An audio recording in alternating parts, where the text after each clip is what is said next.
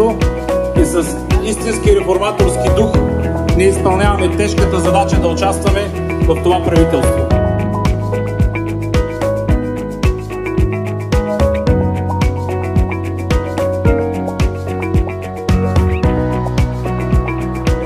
Групата на АБВ ще работи за доброто на младите хора от община Велико Търново, за да могат те да остават тук да създават своите семейства, да работят, да се развиват и да се чувстват щастливи.